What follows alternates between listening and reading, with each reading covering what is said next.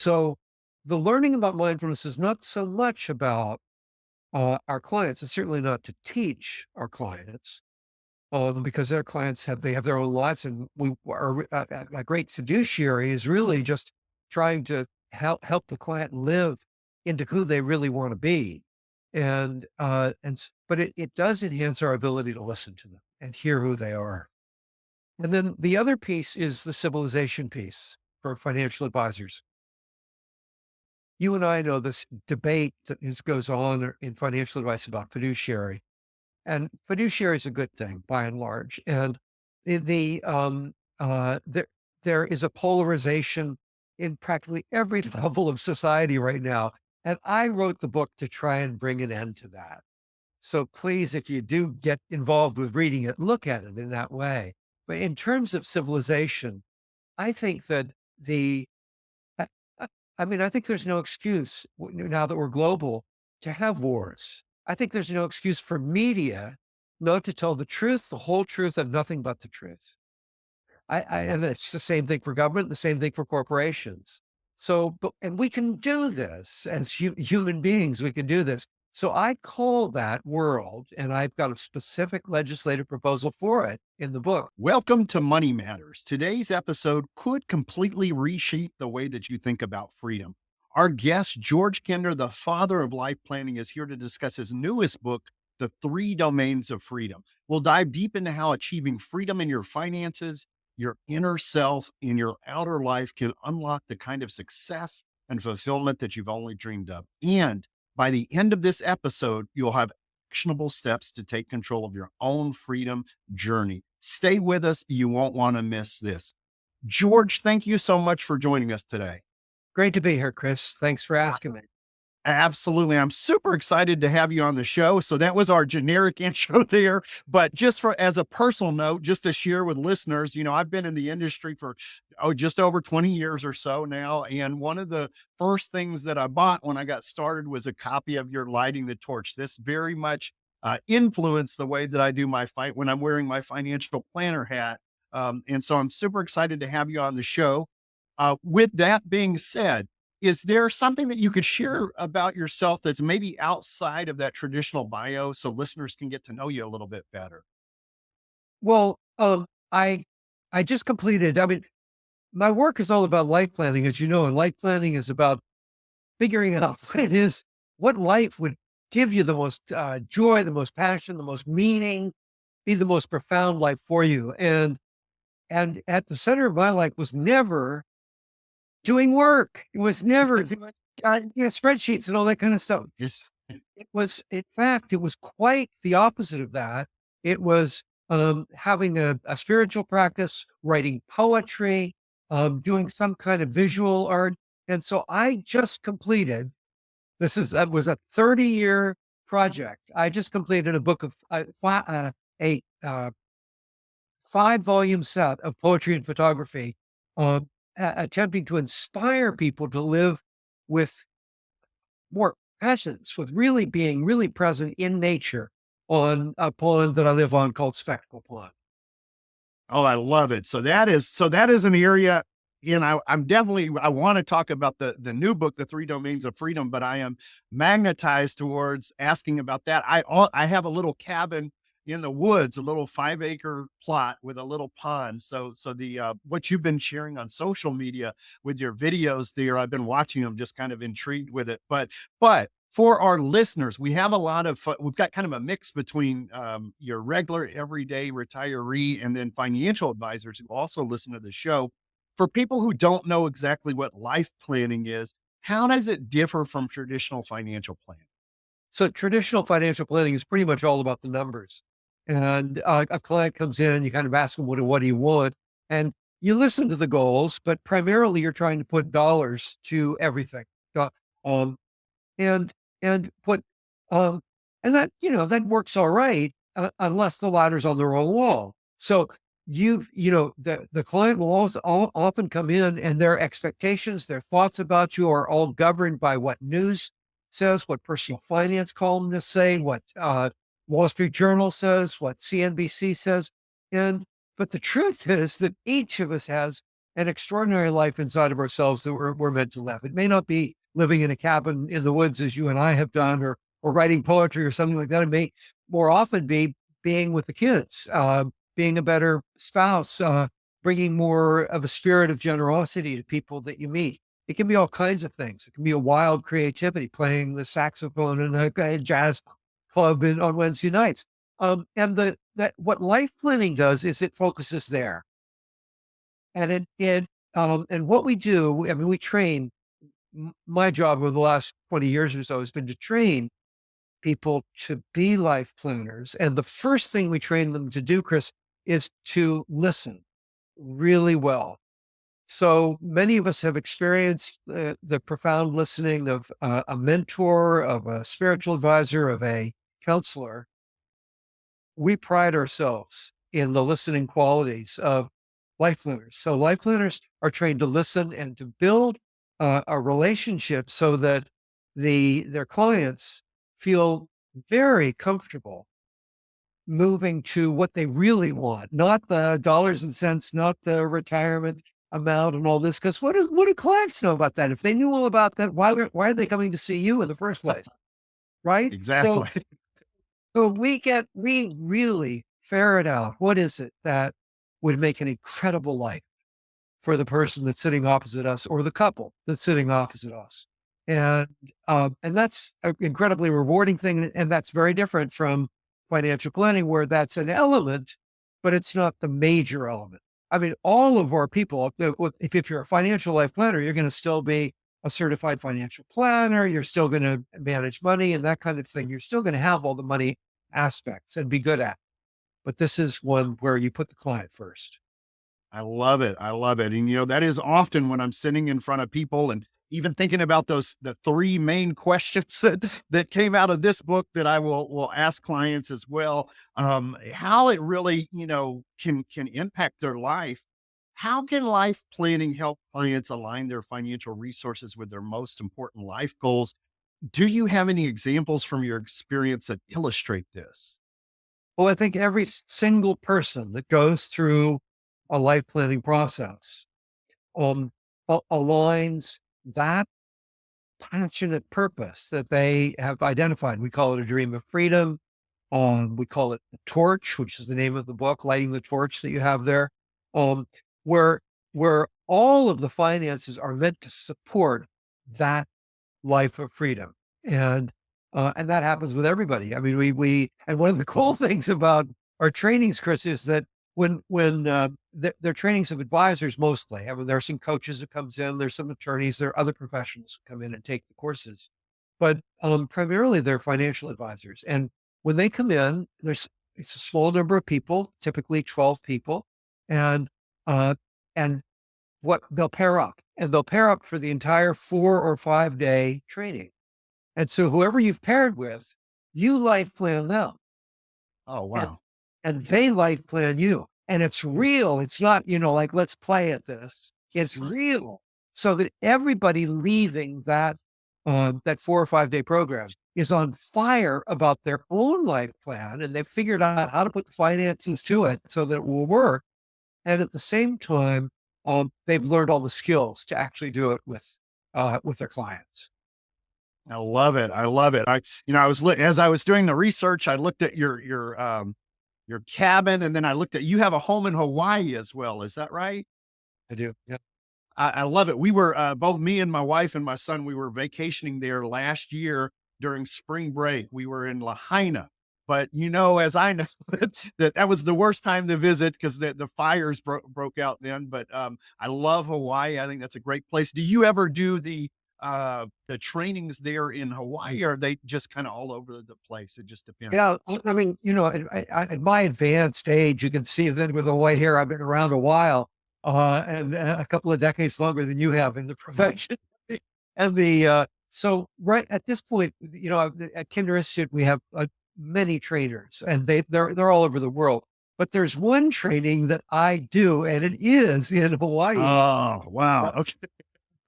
And no, I'm no longer the lead trainer because I need my breaks, but Right, right. I'm a significant figure there, and it's a lot of fun. So we have, I yeah. right there with a 180-degree view of the ocean and Ah, pasture between us and the ocean. It's wonderful. it's my one of my favorite places. I love that. Well, I want to pivot because, your newest book, The Three Domains of Freedom, you mentioned freedom just a moment ago. And I think this is a good way to lead into that.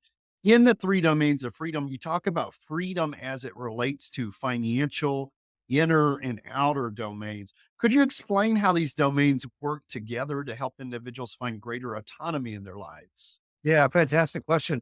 The the um, the the three domains of freedom. The secret to it is revealed in its subtitles, as you're paraphrasing them. So the subtitles are very succinct, very simple, and here they are. So the three domains of freedom.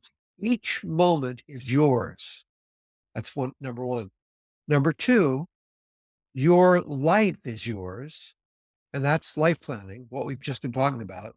Number three, civilization is yours. And Wow. that's the one we're all troubled by right now, but it's the one. It's very important. It's terribly important. It's why, the political season is so important right at this moment. But I mean, what people don't realize is that, I mean, democracy is an incredible thing that we've arrived at, and we're so lucky to have it. And what it really is about us. And this is the other thing. I mean, right at this moment, we've gone global. I mean, yeah, here you and I are, we're in America and America is the thing. But, and it's certainly the political thing right now, but we've gone global. Our communication, I don't even know where you are right now, Chris, but I I'm know in that, Houston, Texas. I'm half a continent away, right? And we're able to talk. And this couldn't have been done, 50 years ago. And my white hair, most of my ancestors had passed away by the time they were my age. And we talked about Hawaii. How many of our ancestors got to go to Hawaii? So there are these amazing things, and democracy is one of them. The technology that we have is another, and these amazing things are what the species is, what humanity is, and we are meant to be free. And if humanity is civilization, and civilization is just a war, it's full of polarized bullies fighting each other on the web. It's mean spirited things, left and right. We're not going to survive as a species. So this is an incredible time and an incredible opportunity for us to, in fact, define who is it that we feel we are meant to be as a species. And each of us is just one little vote out of 8 billion or something if we're using the whole world. But the fact is that we can communicate and we can influence our family, we can talk, we can listen, just like we do in life planning. And all of these are really good things. And it's part of participating in what it is to be human. So civilization is yours is the one that people get troubled by, but gosh, it's the most important in a way. But then the first one was each moment is yours, right? Right. And the first one is kind of this amazing thing. So your life is yours. That's life planning. And that's each of us has like a hero's journey we want to live on. We want to be somebody. And we've thought about that throughout our life. We wanted to be somebody. And that's life planning makes sure that happens. But what's odd is that how many moments are there in a day? And how often in that day are we driven by something rather than feeling free? But usually you and I have these cabins in the woods. Usually those cabins in the woods, right? They're meant Right. to, right? Feel free. We get away and we get to feel free, right? But what they are, and also inside of our hearts, they are like what calls us to simplicity, to truth, to freedom in a way that's pretty remarkable. Nature calls us in that way, but each moment we have the opportunity to be free, and that's an extraordinary thing. So I've taught mindfulness for many years and practiced it for many years. Mindfulness is one of the. I mean, there are many meditative and contemplative techniques, and they all are good in this particular arena, but mindfulness, if you Google it, you'll find that it for good health or for focus or to reduce your stress, those are all right. But the real truth is that mindfulness is a practice toward the mastery of the present moment. And this is the two more amazing things, and then I'll pause. I've spoken, but the only moment we've ever experienced is the present moment. So why would you not want to have a mastery of that, to get more and more awake in that moment, to be more and more at ease in that moment, to be more and more happy in that moment, to be more and more vital in that moment? And the second question, the second point I'm going to make, and then I'll let you in, so to speak. The second point I want to make is that, and I ask this as a trick question often, and large, be 1,000 people I'm asking, and I say, "Hey, I want you all to raise your hand," and it is a trick question, but the question is, have you ever experienced a moment of freedom in the past? And it may be, at your cabin in nature, it might be walking the beach, it might be making love, it might be playing the saxophone, it might be, playing with the kids, it might be doing something entrepreneurial. Have you ever experienced a moment of freedom in the past? I say, I want you all to raise your hand. And of course, everybody does. And then I say, you all got it wrong because we have never experienced a moment of freedom in the past. We've only experienced freedom in the present moment. So again, so a third of the book is really easy to read. It's very small. I think it's profound. It's got a lot of wisdom in it. So you can read it relatively quickly, but also it makes you think deeply, and it's inspiring. So all about freedom. There you go. I love it. So that is a lot, a lot of really good stuff to unpack here, for sure. We started the interview at the beginning when we were talking about just kind of noise that, in when we talk about life planning, that clients come in thinking about the numbers and their statements and all of this stuff, but it turns out that this other stuff is equally or even more important, right? And in this book, you go deeper and we talk about democracy, we talk about civilization. One of my things is I just want to leave the planet better than I found it. That's one of my personal goals, right? Sounds simple enough, Beautiful. I love it. Yes, absolutely. but it can be quite complex, right? So I love it. So this has been years of other writings that have led up to this book. Let's just expand a little bit further. How do you hope the insights from the three domains of freedom will impact the future of financial planning and the relationships between advisors and their clients? Well, the the the centerpiece of the book is life planning. And again, it's a brief book, it's a short book, it's written for consumers, but you and I know that advisors will buy it like crazy because people, it's where I'm known. Um, and so the centerpiece of the book is about life planning. So it's a reminder of all these different elements of it.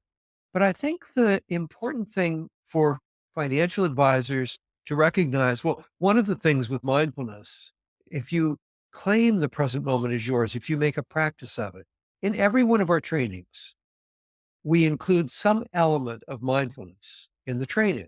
And you go, well, why do you do that? And in the early days, I used to do it because I thought there was a connection with freedom, and freedom was very important. But over the years, I realized that the very best listeners I knew were practitioners of mindfulness. And the reason is they're more present. They've accumulated more of a mastery of the present moment. They've what any contemplative practice does, any spiritual tradition or any secular tradition, is that it lets go of all of those things that get in your way. It's like, the things that you're neurotic about, the things that you're clinging to, the things that you're, upset about, frustrated or angry or jealous about. And it practices softening those elements so that you can be more here with greater emotional intelligence and more presence. So the learning about mindfulness is not so much about our clients. It's certainly not to teach our clients, because our clients they have their own lives, and we are a great fiduciary is really just trying to help the client live into who they really want to be, but it does enhance our ability to listen to them and hear who they are. And then the other piece is the civilization piece for financial advisors. you and I know this debate that goes on in financial advice about fiduciary, and fiduciary is a good thing by and large. And there there is a polarization in practically every level of society right now. And I wrote the book to try and bring an end to that. So please, if you do get involved with reading it, look at it in that way. But in terms of civilization, I think that the I I think there's no excuse now that we're global to have wars. I think there's no excuse for media not to tell the truth, the whole truth, and nothing but the truth. And it's the same thing for government, the same thing for corporations. And we can do this as human beings. We can do this. So I call that world, and I've got a specific legislative proposal for it in the book. Call that world a fiduciary world, where all our institutions place humanity, the truth, democracy, and the planet. There you are with your issue there, and the planet ahead of their own self-interest. We kind of expect that, but we know at the same time it's just not true. Those large institutions have self-interest, and they are often going for that self-interest. And it shocks us when we see that they're not really there in a trustworthy way for all of civilization. Well, I think they should be. And I think it's a pretty simple thing to legislate and to make happen. So I love it. What a great conversation here. I think of the idea of stewardship when I hear you discussing this. I also think of just the idea of agency, the idea that, it's very easy to become a skeptic, and a healthy dose of skepticism is okay. But if it makes it where you're not participating in these processes like democracy and civilization, it makes you think you can't do anything about it. So being, this legislation that you're proposing in the book sounds fascinating. I definitely will dive deeper into that. We've got just a few more minutes before the end of the show, about 5 or 6 more minutes here, and I definitely wanted to ask you. This is a Chris thing here. The other book that you wrote, "The Reflections on Spectacle Pond." Can you tell me a little bit about that, because that is unique, and tell us what that was about?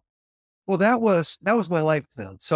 Um, so 30 years ago, I arrived at this place on Spectacle Pond, and but when you do light planning, you have this vision, and you find, and my vision was to live in nature and to do creative work and to do deep work, spiritual work, and so when I arrived here, I was stunned by how beautiful it was to be on a pond. I mean, you're on a pond too. I'm in a peninsula that goes out into the center of the pond. It's just extraordinary. The feng shui, what they call, there you are with water all around you. When I got here, I went out, and for the first time since I was a boy, I bought a camera. Nowadays, we think, oh, our cell phones, how could you be without a camera? You've always got a camera. Well, that wasn't always the case, as you know. And so I went out and bought a camera, and I started immediately writing about what my experience was here. And what I came to realize was that I was on a journey to capture every single day of the year. And I did that in every week of the year too. So one book is every week of the year, and then there are 4 books for each day of of each season. So what I've tried to do on each day of each season is to capture in photography anywhere from 1 to 6 photographs intermingled together with poetry, and again, maybe from 1 to 6 poems on a 2-page thread. I've attempted to give you an experience of the day and of my own wrestling with, how can I be more present? How can I be more here? How can I be more kind sometimes? How can I be more generous? How can I be more thoughtful? But really, how can I listen better to the weather, to nature, to the leaves, to the walk, to the pond? And so, what I hope to do with that is to inspire people. I mean, Thoreau was on Walden, just 10 miles to the east of where I am right here. Wow. He certainly inspired me, and so I wanted to deliver something. I wanted to, in some way, to go beyond what he did and give something that every day of the year, a reader would have something that might take them more deeply into being present in nature around them. Fantastic. I love it. I love it. I love it. George, we're bumping towards the end of the show. For listeners who'd like to find out more, they can purchase these books. Where's the best way for them to find out more about yourself and where they could get access to the books? georgekinder.com, www.georgekinder.com. And you'll find a lot about me, and you'll find directly the Reflections on Spectral Poet. We have a free version that can come out on a weekly basis, just one day a week. And that's through Substack, but you can find it through georgekinder.com. And Perfect. For listeners who are driving right now, don't feel like you have to write it down because we'll have a link on the podcast. Substack's fantastic. If you sign up for it, it'll be able to kind of enroll you and you'll get more information there. George, the last few moments here of the show, what have I forgot to ask you that you'd like to share with listeners today? Oh, I don't know, man. I mean, it's been such a joy to be here, Chris. And I'm so glad you touched on these two books, because they really, I mean, for me, they've been my legacy. And I didn't know that I would get them done. I mean, that 30-year period, what if I'd passed away before I'd finished it? And so it was an amazing thing in the last couple of years to finish all that work. And Holy smokes. What a great thing to share with us, George. What a good thought to leave it on today. Have a good rest of the day. Thank you for being on the show today. thanks, Chris.